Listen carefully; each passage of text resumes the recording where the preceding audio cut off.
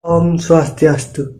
Perkenalkan, nama saya Putu Bairang Putra dengan NIM 2111031234. Di sini saya akan mempresentasikan tentang pembahasan LKM 7. Soal pertama. Apa yang dimaksud dengan Trihita-karana?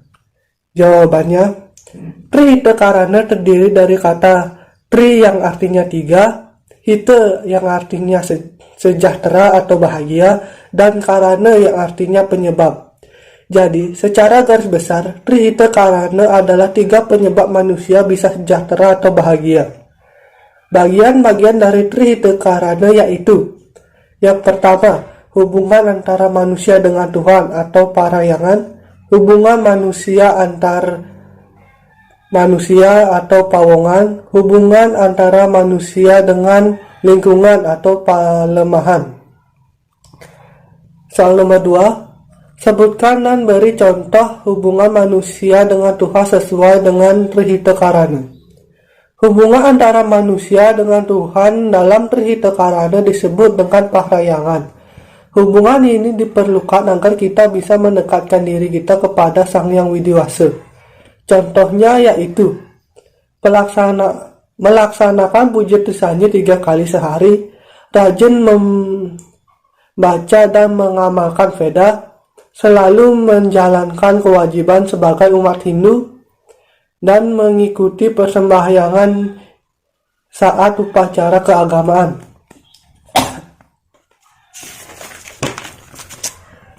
Soal nomor 3, jelaskan dan beri contoh hubungan manusia dengan manusia sesuai dengan Trihita-karana. Jawaban, hubungan antara manusia dengan manusia dalam Trihita-karana disebut sebagai pawongan. Hubungan ini sangat penting bagi kehidupan manusia. Hal ini dikarenakan manusia pada dasarnya merupakan makhluk sosial yang tidak bisa hidup sendiri, bahkan sedari lahir hingga saat kematian. Karena itu, manusia perlu bantuan dari orang lain dengan menjalin hubungan. Contohnya yaitu gotong royong, saling menghargai, saling menghormati, dan menjaga tali persaudaraan. Nomor 4, jelaskan dan beri contoh hubungan manusia dengan lingkungan sesuai dengan Trihita-karana.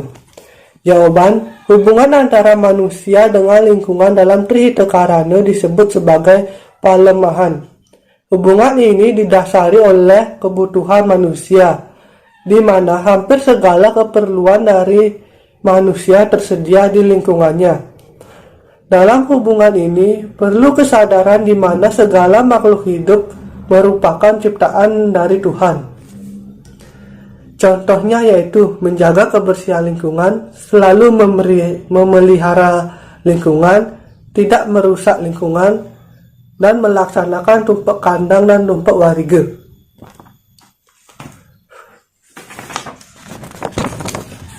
Soal nomor 5, sebutkan fungsi dan panca sembah. Sembah yang pertama. Sembah pertama merupakan sembah puyung atau sembah dengan tangan kosong yang ditunjukkan kepada ide Sang Hyang Widi Wasa dalam manifestasi beliau sebagai Sang Hyang Parama Atman.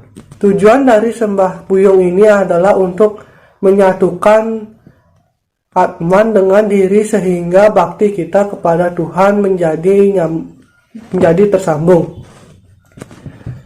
Kedua yaitu sembah dengan sarana bunga. Biasanya menggunakan bunga warna putih atau kuning yang ditunjukkan kepada Sang Hyang Sang Hyang Siwa Raditya. Tujuan dari sembah kedua ini adalah memohon penyaksian dari beliau agar proses sembahyang kita disaksikan dan dituntut secara niskala oleh beliau.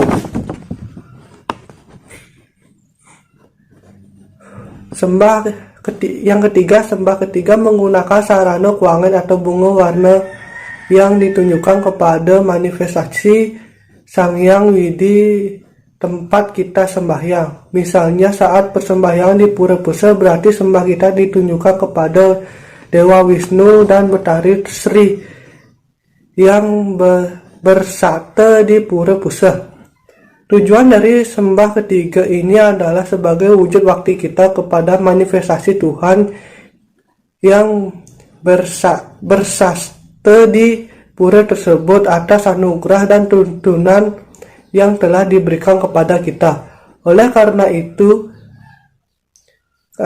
sebagai umat kita harus mengetahui di mana masing-masing pura dan siapa manifestasi Tuhan yang bersastra di sana sehingga kita lebih mudah dalam menyebut dan memuja beliau.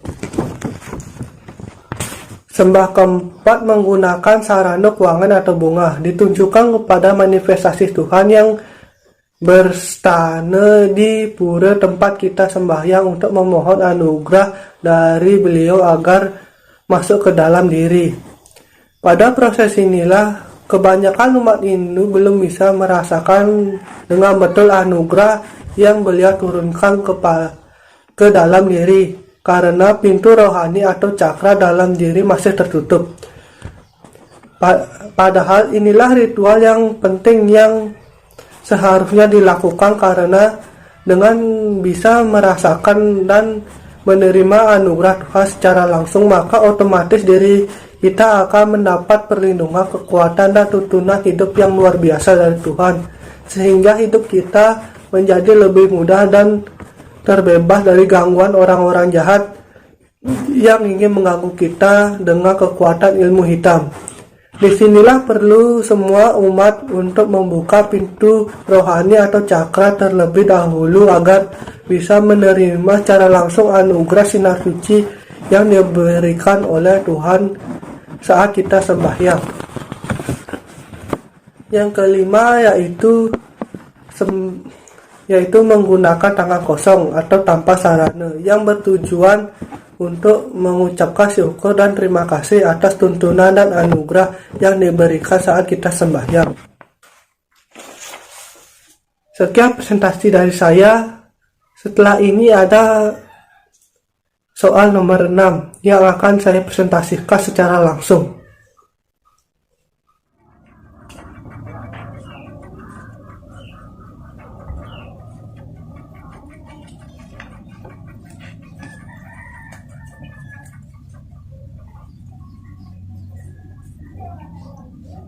Om Atma Tatwatma Sudamama Swaha.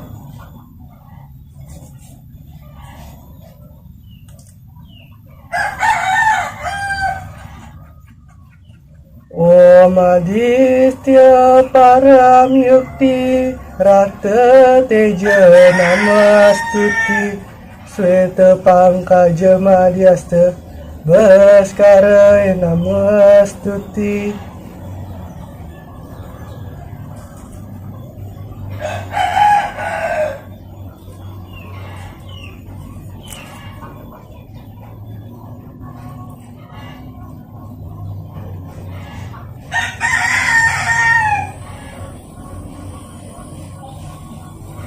Om Namo Dewa Adistyanaya Sarva Vapi Vasiwaya Padmasana Eka Prastistaya Ardhanarva Namo Namo.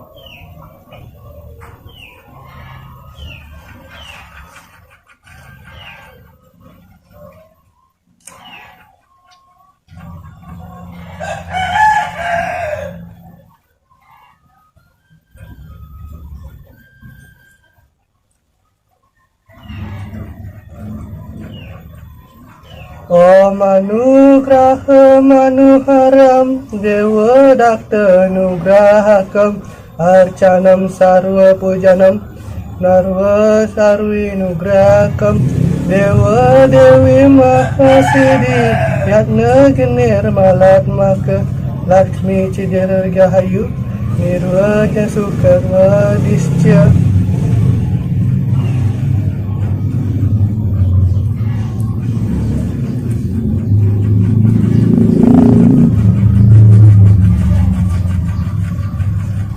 Om Dewa Suksama Brahmacintya Namaswaha.